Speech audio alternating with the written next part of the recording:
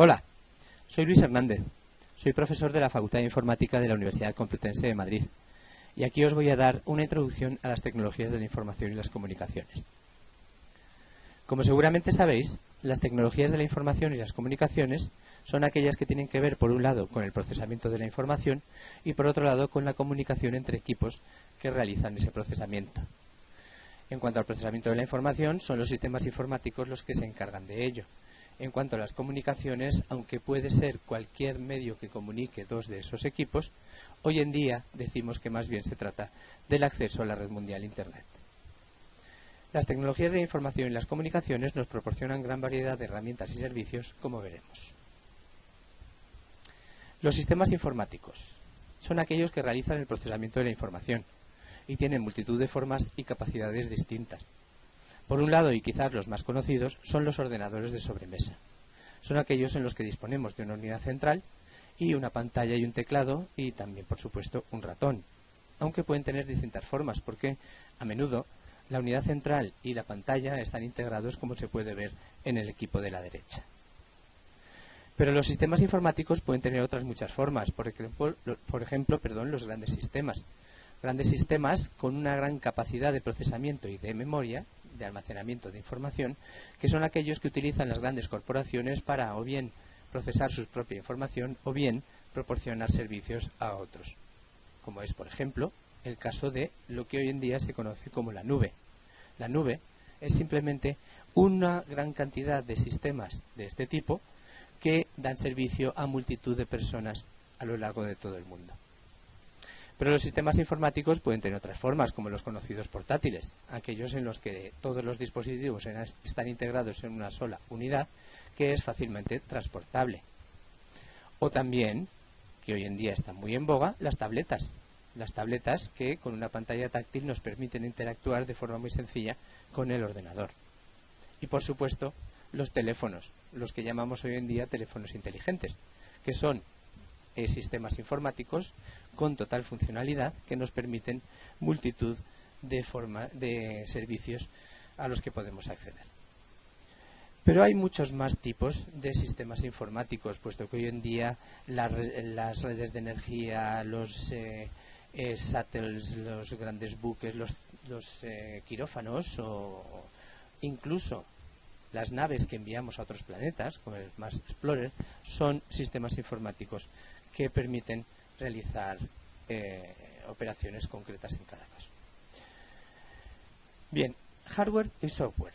Por un lado, en los sistemas informáticos podemos distinguir el hardware, que es lo físico, aquello que podemos palpar, aquello que podemos ver, los dispositivos electrónicos que conforman la unidad central, la pantalla, teclado y el resto de los dispositivos del equipo. Por otro lado está el software. El software es lo lógico, es lo intangible, es lo que no podemos ver a simple vista y son programas y aplicaciones, en general lo que denominamos código, que las computadoras ejecutan para que hagan lo que nosotros queremos. Bien, el hardware de una computadora. En general podemos decir que una computadora se comporta con el esquema que podemos ver aquí. Por un lado vamos a tener siempre dispositivos de entrada, que son aquellos que nos permiten captar la información. Y, por ejemplo, el más conocido es el teclado, aunque utilizamos mucho el ratón, pero hay muchos otros como pueden ser los escáneres, las pantallas táctiles, etc. Con los dispositivos de entrada, el sistema consigue esa información que será procesada por la unidad central de proceso. Esta unidad central de proceso es la que sabe realizar cálculos y va realizando cálculos sobre la información que va adquiriendo y va guardando esa información en una memoria temporal, al igual que los resultados que va obteniendo. Todos esos resultados producen finalmente una salida que es obtenida por el usuario en algún dispositivo de salida. El más conocido obviamente es el monitor, aunque por supuesto hay muchos otros como impresoras, altavoces, etc. La memoria es temporal, por eso necesitamos algún otro medio de almacenamiento que nos permita guardar la información de forma más a largo plazo. Bien. En las unidades centrales de los ordenadores siempre vamos a encontrar lo que denominamos placa base. La placa base es una placa en la que se encuentran los distintos dispositivos electrónicos y que nos permiten ampliar la capacidad del equipo añadiendo más tarjetas en los distintos slots. Siempre disponemos de un zócalo de procesador que es en el que en los que estará pinchado el procesador y que sabemos que es el que realiza los cálculos. También tendremos algunas ranuras en las que podemos colocar tarjetas de memoria y que serán las que constituyan la memoria de ese ordenador. Tenemos obviamente multitud de conectores en los que conectar los distintos dispositivos de entrada y salida, y podemos ver, por ejemplo, que también siempre vamos a disponer de una batería CMOS con la que nosotros podemos mantener, por ejemplo, pues la fecha y la hora del sistema mientras el equipo está apagado. La CPU. La unidad central de proceso es donde se encuentra el procesador y es el que sabe realizar realmente los cálculos. Hay muchos procesadores distintos, pero quizás los fabricantes más conocidos sean Intel y AMD. Ambos han ido sacando al mercado sucesivas versiones, por ejemplo Intel, pues desde el 8080 o pasando por el 8086, 80286, 80386, luego llegó la familia Pentium, Pentium 1, Pentium 2, Pentium 4 y actualmente están coexistiendo pues las familias de procesadores Celeron y los Core. En los procesadores actuales hay lo que decimos que son varios núcleos. Cada núcleo es realmente un procesador en sí mismo, de forma que si tenemos un procesador con varios núcleos, en realidad lo que tenemos es un procesador que contiene varios procesadores. Obviamente, cuantos más procesadores dispongamos, más rápidos serán los cálculos. En la actualidad, los modelos de Intel que se están utilizando son Core i3, Core i5 y Core i7. Como veremos un poco más adelante, los procesadores AMD son aquellos en los que actualmente los modelos se distinguen por los nombres Dual Core o Quad Core. Es importante conocer cuál es la velocidad de un procesador, puesto que cuanta mayor sea la velocidad, más operaciones podrá realizar y por lo tanto será más rápido. La velocidad de los procesadores se mide en ciclos por segundo, o lo que es lo mismo en cálculos por segundo, cálculos obviamente sencillos. Así, un hercio es un ciclo por segundo y si un procesador funcionara a un hercio, significaría que realizaría un cálculo por segundo, lo cual obviamente es muy poco. Actualmente los procesadores tienen velocidades en torno a los gigahercios, de forma que un gigahercio es 1000 millones de hercios, o lo que es lo mismo, los procesadores actuales son capaces de realizar miles de millones de cálculos sencillos por segundo. La memoria. La memoria es otro componente fundamental de los sistemas informáticos. La memoria temporal es aquella que se utiliza durante el funcionamiento del sistema para guardar temporalmente datos. Es volátil, de forma que cuando se apaga el ordenador, esa memoria se borra y perdemos todo lo que contenga. Esta memoria temporal actualmente se instala en los equipos con una capacidad de alrededor de 4 gigabytes. Enseguida hablamos de lo que son los gigabytes. Pero no solo tenemos memoria temporal, puesto que los dispositivos de almacenamiento permanente en realidad también son memorias. Y en este caso podemos distinguir entre los discos, las unidades USB, las cintas magnéticas, etcétera, etcétera. Hablemos brevemente de las medidas de almacenamiento. Sabemos que un byte es la unidad básica de almacenamiento en los ordenadores y que un byte son 8 bits. Recordemos que un bit es simplemente un 0 o un 1. De forma que podemos decir que aproximadamente en cada byte podemos almacenar un carácter. Un kilobyte son aproximadamente 1000 bytes, y decimos aproximadamente porque exactamente son 1024 bytes, pero podemos aproximar al millar. De esta forma, un megabyte son aproximadamente 1000 kilobytes, o lo que es lo mismo, 1 millón de bytes. Un gigabyte es aproximadamente 1000 millones de bytes, y ya estamos teniendo dispositivos de almacenamiento con capacidades de terabytes, de forma que un terabyte son un billón de bytes. Bien, en cuanto al almacenamiento permanente podemos distinguir distintos tipos de dispositivos. Por ejemplo, los discos, pero los discos pueden ser por un lado magnéticos, que son los más habituales hoy en día, y que en los sistemas o en los ordenadores que se están vendiendo actualmente están en torno a la capacidad de 500 gigabytes. También pueden ser de estado sólido. Los discos de estado sólido son aquellos que están compuestos por unas memorias similares a las de las memorias USB y por tanto son más rápidas, no tienen dispositivos mecánicos y por ello consumen mucha menos energía. Actualmente están en torno a los 250 gigabytes. Por supuesto, los dispositivos ópticos como el CD-ROM o el DVD. Actualmente el CD-ROM ya está cayendo en desuso, pero el DVD actualmente se sigue utilizando mucho. Por supuesto, en cuanto a almacenamiento permanente, también podemos usar memorias USB en las que ya se están alcanzando capacidades de hasta 64 gigabytes.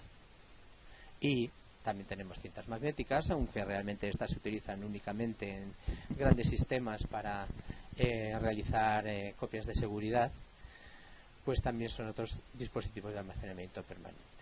Estos pueden ser, por un lado, internos y por otro lado externos, o están instalados de forma fija en el sistema o ser conectados de alguna forma al sistema de forma que se pueden trasladar de un sitio a otro.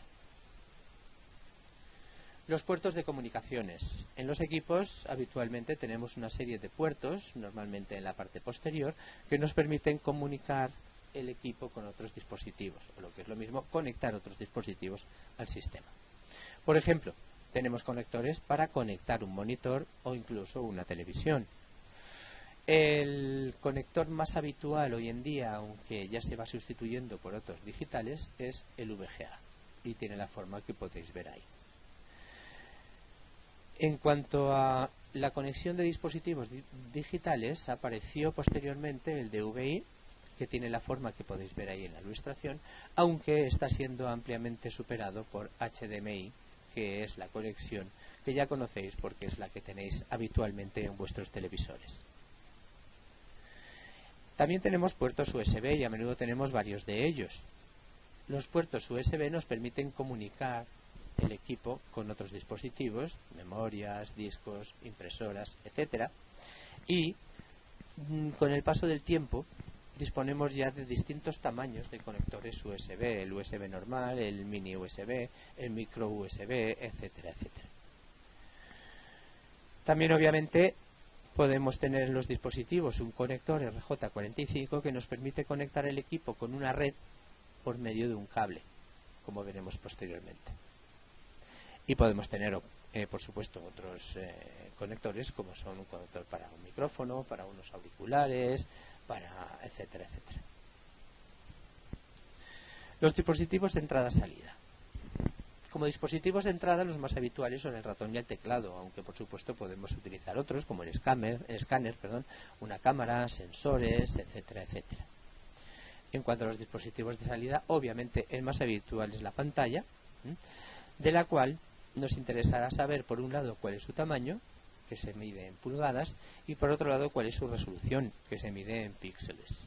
En cuanto a las pulgadas, los monitores actualmente pues ya empiezan a tener unas dimensiones de 20-22 pulgadas, y las resoluciones más habituales son las que se pueden ver ahí, desde una mínima que se podría exigir hoy en día, que sería de 800 x 600 píxeles, pasando por la más habitual, que es la de 1280 x 800, y llegando ya hoy en día a la alta definición de 1920 x 1080. Otros dispositivos de salida pues son los altavoces, las impresoras, los proyectores, y también podemos tener dispositivos que son tanto de entrada como de salida. Por ejemplo, una pantalla táctil, puesto que obviamente es un dispositivo de salida, pero nosotros también la utilizamos como si fuera un ratón o un teclado, siendo también, por tanto, un dispositivo de entrada. Las memorias USB, los discos externos nos permiten tanto dirigir información hacia el dispositivo como obtener información desde el dispositivo. Hay otros dispositivos, como por ejemplo las estaciones de acoplamiento para portátiles, las docking stations, que nos permiten acoplar portátiles para tener una pantalla o un teclado externos, o tarjetas de expansión, como pueden ser las tarjetas gráficas. Si queremos utilizar el ordenador para jugar a videojuegos, que suelen tener grandes requisitos de tarjeta gráfica, pues seguramente necesitemos ampliar el equipo con una nueva tarjeta gráfica. El ratón. El ratón es un dispositivo básico hoy en día de los ordenadores, la mayoría de ellos. Por un lado podemos tener un ratón alámbrico que esté conectado directamente por un cable con el ordenador, o podemos tener un ratón que sea inalámbrico, que se comunique con el ordenador por medio de ondas. Es importante conocer el número de el número de botones que tiene el ratón, puesto que los hay de un solo botón, habitualmente en los sistemas Apple, y los más habituales son los de 2 botones, pero también en algunos sistemas de diseño gráfico es habitual encontrar ratones con 3 botones. Puede haber, por supuesto, controles auxiliares, como son la rueda central, que nos permite desplazarnos dentro de un documento, o algunos controles laterales, como pueden ser flechas, para ir a la página anterior a la página siguiente, e incluso hay ratones muy sofisticados con muchísimos controles que son más adecuados para los videojuegos. El teclado. En el teclado, en primer lugar, podemos distinguir varias secciones. Hay una sección central, que es la más parecida a las máquinas de escribir tradicionales, y es que básicamente utilizaremos para introducir texto. Pero también hay otras secciones. Habitualmente a la derecha puede haber 2 secciones, una en la que tengamos pues teclas de flecha para desplazarnos entre documentos o lo que sea, y también teclas especiales como la de ir al inicio, ir al final, avanzar página, retroceder página, etcétera. A la derecha del todo habitualmente tendremos un teclado numérico que nos permite utilizarlo para realizar operaciones con programas de cálculos, pero que también puede ser utilizado igualmente como flechas de desplazamiento y controles de desplazamiento. Finalmente hay una fila superior de botones en la que se encuentran principalmente las teclas de función, pero en las que también podemos detectar a la izquierda del todo la tecla ESC, que es una tecla que nos servirá habitualmente para escapar o salir de algún sitio. Hay teclas especiales que se usan en combinación con otras, como son la tecla Control, la tecla Alt o la tecla Alt-GR, que se utilizan de forma que siempre se pulsa esa tecla y a continuación otra, de acuerdo con lo que se nos indique en cada manual o en cada programa concreto. Los teclados pueden tener posibles extensiones, como por ejemplo puertos USB e incluso lectores de DNI electrónico. Y es importante pensar cuando se adquiere un teclado en la ergonomía, aunque actualmente la inmensa mayoría de los teclados no son nada ergonómicos, y los teclados ergonómicos pueden resultar al principio un poco complicados de utilizar. Las comunicaciones. Hemos hablado hasta ahora de los sistemas informáticos, de sus características y sus dispositivos. Hablemos ahora brevemente de las comunicaciones, redes e Internet.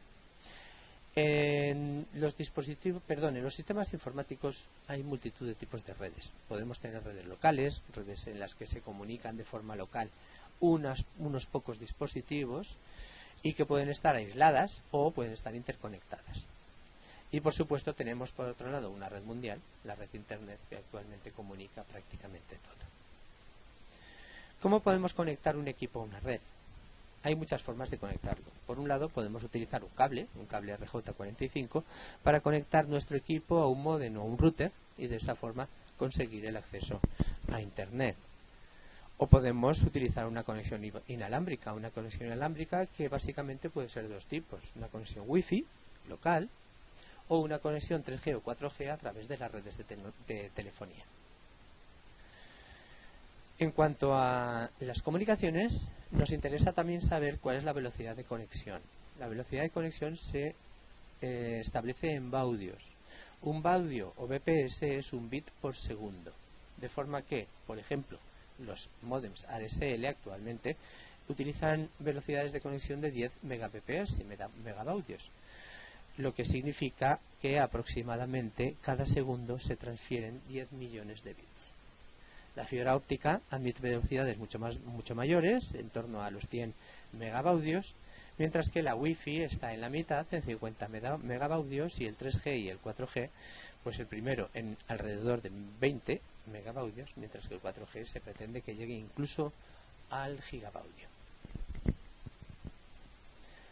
Respecto a las comunicaciones, las redes de Internet, comentaros que en el servicio de cursos CFI, los cursos de formación en informática de la Universidad Complutense, tenemos un curso todo Internet en el que podéis descubrir todo aquello que Internet os ofrece. Ahí tenéis la dirección de la web por si queréis tener más información. Bien, hablemos del software. El software es lo que hace funcionar el hardware. El software son realmente códigos o instrucciones que entiende el procesador, de forma que hay un esquema general ampliamente conocido que indica que lo que hace el software es coger una entrada, realizar ciertos cálculos con esa entrada y producir una salida.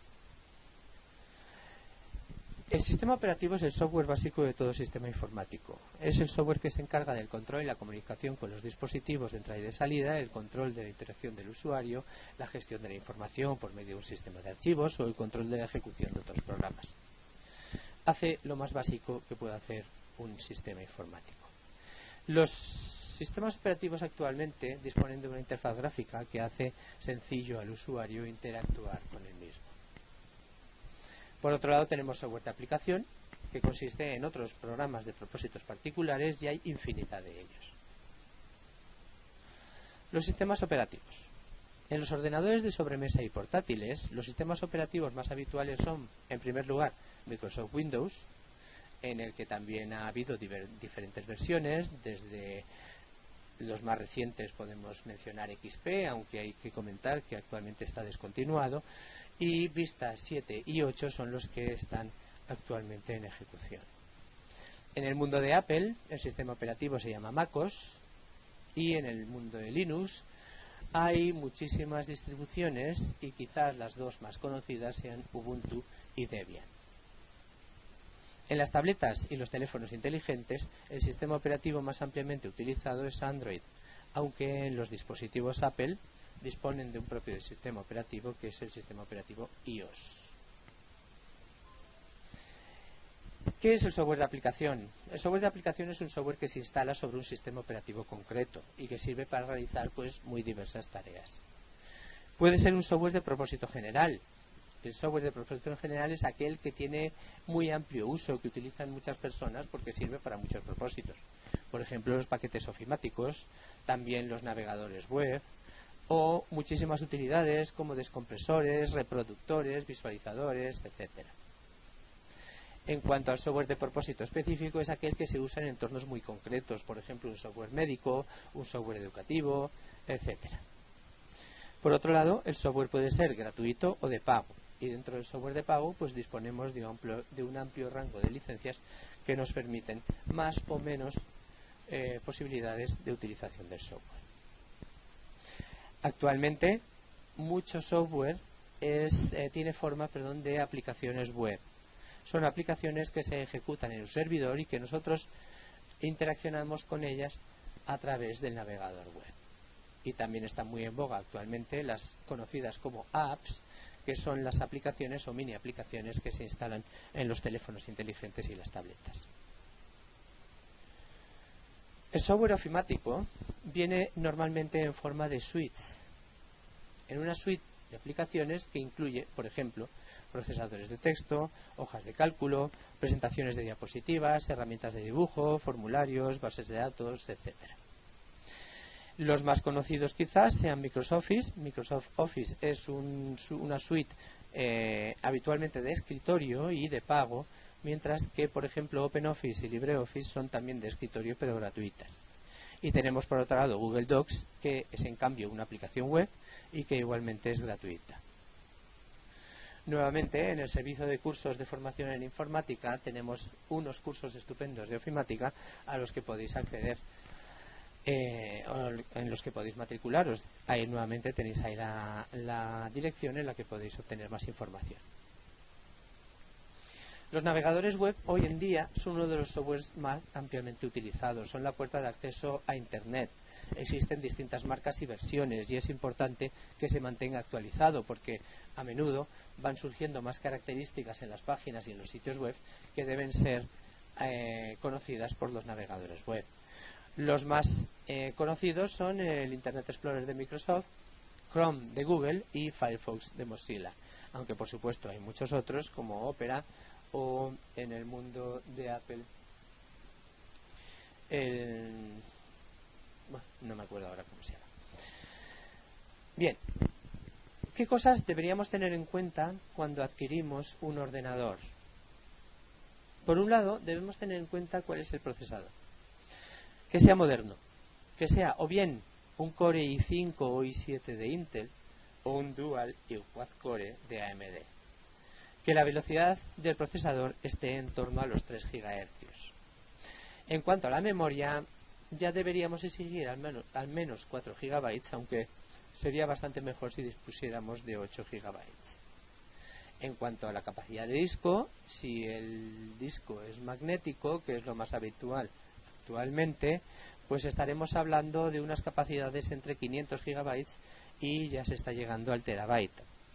Si son discos de estado sólido, aquellos que decíamos que son como memorias USB pero más grandes, estos resultan más caros y actualmente tienen menor capacidad, de forma que andan entre 250 o 350 GB. Estos discos de estado sólido, aunque son más caros, recordad que consumen mucha menos energía y por lo tanto en un portátil, por ejemplo, pueden hacer que la batería dure muchísimo más. Puede ser importante disponer de una buena tarjeta gráfica, pero esto ya dependerá de si se va a utilizar el ordenador o bien para, por ejemplo, diseño gráfico o para jugar exhaustivamente a videojuegos. En este caso, quizás se necesite ampliar a una tarjeta un poco mejor. Y por otro lado, pues nos puede interesar que el equipo disponga de grabadora de DVD, aunque realmente hoy en día los discos ópticos están empezando a caer en desuso, y por supuesto suficientes puertos USB, algún puerto HDMI, etcétera. El tipo, pues que sea de sobremesa o un todo en uno, de esos que incluso normalmente tienen pantallas táctiles o portátil. El precio, por supuesto, es importante. Yo diría que hoy en día, en octubre de 2014, pues el precio razonable de un ordenador con estas características pues podría estar en cuanto a los 500 o 600 euros. Bien, con esto terminamos esta introducción a las tecnologías de la información y las comunicaciones, y si queréis podéis a continuación ver la introducción a los sistemas operativos. Gracias.